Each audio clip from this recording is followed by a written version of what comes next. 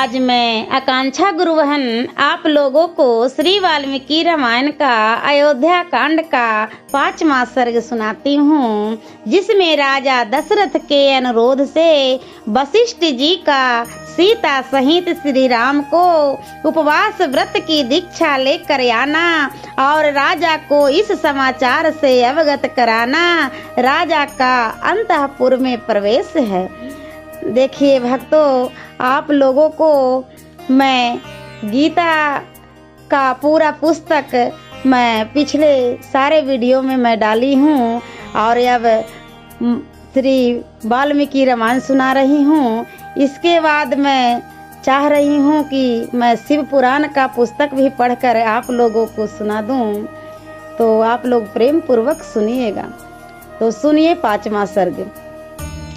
उधर महाराज दशरथ जब श्री रामचंद्र जी को दूसरे दिन होने वाले अभिषेक के विषय में आवश्यक संदेश दे चुके, तब अपने पुरोहित वशिष्ठ जी को बुलाकर बोले, नियम पूर्वक व्रत का पालन करने वाले तपोधन, आप जाइए और विघ्न निवारण रूप कल्याण की सिद्धि तथा राज्य की प्राप्ति के लिए बहू सहित श्री राम से उपवास व्रत का पालन कराइए।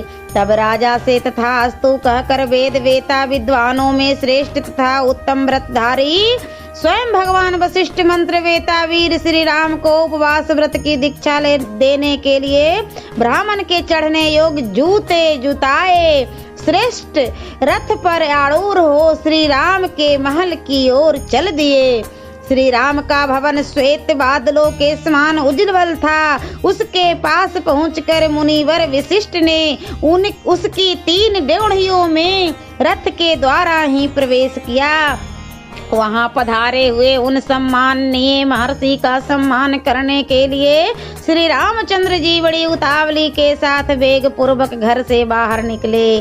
उन मनीषी महर्षि के रथ के समीप शीघ्रता पूर्वक जाकर श्री राम ने स्वयं उनका हाथ पकड़कर उन्हें रथ से नीचे उतारा। श्री राम प्रिय वचन सुनने के योग्य थे। उन्हें इतना विनीत देखकर पुरोहित जी ने वत्स कहकर पुकारा और उन्हें प्रसन्न करके उनका हर्ष बढ़ाते हुए इस प्रकार कहा, श्री राम, तुम्हारे पिता तुम पर बहुत प्रसन्न हैं, क्योंकि तुम्हें उनसे राज्य प्राप्त होगा। अतः आज की रात में तुम वधू सीता के साथ उपवास करो। रघुनंदन, जैसे नहुस ने अयाति का अभिषेक किया था, उसी प्रकार तुम्हारे पिता राजा दशरथ कल प्रातः काल बड़े प्रेम से तुम्हारा युवराज पद पर अभिषेक करेंगे। ऐसा कहकर उन व्रतधारी एवं पवित्र महर्षियों ने मंत्रोच्चारण पूर्वक सीता सहित श्री राम को उस समय उपवास व्रत की दीक्षा दी। तदंतर श्री रामचंद्र जी ने महाराज के भी गुरु वशिष्ठ का यथावत पूजन किया। फिर वे श्री मुनि श्री राम की अनुमति ले उनके महल से बाहर निकले।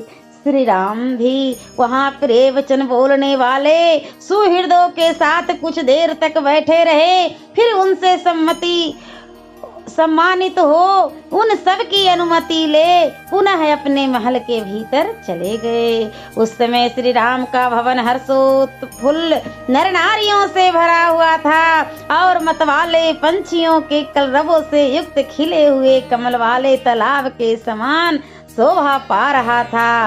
राजभवनों में श्रेष्ठ श्री राम के महल से बाहर आकर वशिष्ठ जी ने सारे मार्ग मनुष्यों की भीड़ से भरे हुए देखे। अयोध्या की सड़कों पर सब और झुंड के झुंड मनुष्य जो श्री राम का अभिषेक देखने के लिए उत्सुक थे, खचाखच भरे हुए थे। सारे राजमार्ग उनसे घिरे हुए थे। जन समुदाय रूपी लहरों के परस्पर टकराने से उस समय जो हर्ष ध्वनि प्रकट होती थी, उससे व्याप्त हुआ राजमार्ग का कोलाहल समुद्र की गर्जना की भांति सुनाई देता था। उस दिन वन और उपवनों की पंक्तियों से सुशोभित हुई अयोध्यापुरी के घर घर में ऊंची ऊंची ध्वजाएं फहरा रही थी। वहां के सभी गलियों और सड़कों को झाड़ बुहाड़ कर वहां छिड़काव किया गया था। स्त्रियों और बालकों सहित अयोध्यावासी जन समुदाय श्री राम के राज्याभिषेक को देखने की इच्छा से उस समय शीघ्र सूर्योदय होने की कामना कर रहा था।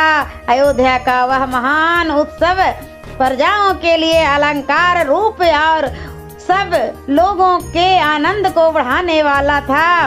वहाँ के सभी मनुष्य उसे देखने के लिए उत्कंठित हो रहे हैं।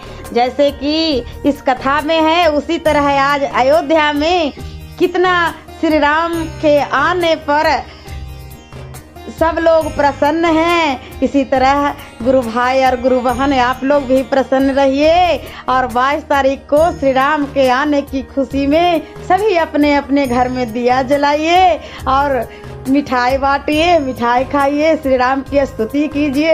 यानी जितना भी प्रकार हो सके श्री राम के आगमन के लिए आप लोग जितना भी हो सके करिए।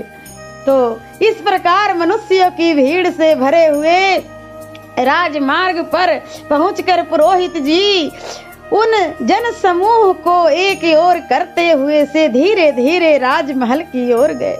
श्वेत जलद खंड के समान सुशोभित होने वाले महल के ऊपर चढ़कर वशिष्ठ जी राजा दशरथ से उसी प्रकार मिले जैसे बृहस्पति देवराज इंद्र से मिल रहे हों। उन्हें आया देख राजा सिंहासन छोड़कर खड़े हो गए और पूछने लगे, मुने क्या आपने मेरा अभिप्राय सिद्ध किया?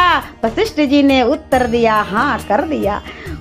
उनके साथ ही उस समय वहां बैठे हुए अन्य सभासद भी पुरोहित का समादर करते हुए अपने अपने आसनों पर उठकर खड़े हो गए। तदंतर गुरुजी की आज्ञा ले राजा दशरथ ने उस जन समुदाय को विदा करके पर्वत की कंदरा में घुसने वाले सिंह के समान अपने अंतःपुर में प्रवेश किया। सुंदर वेशभूषा धारण करने वाली सुंदरियों से भरे हुए इंद्र सदन के समान उस मनोहर राजभवन को अपनी शोभा से प्रकाशित करते हुए राजा दशरथ ने उसके भीतर उसी प्रकार प्रवेश किया जैसे चंद्रमा ताराओं से भरे हुए आकाश में पदार्पण करते हैं। सियावरे रामचंद्र की जय। और मैं वाल्मीकि रामायण का 6ठा सर्ग अगले वीडियो में सुनाती हूँ।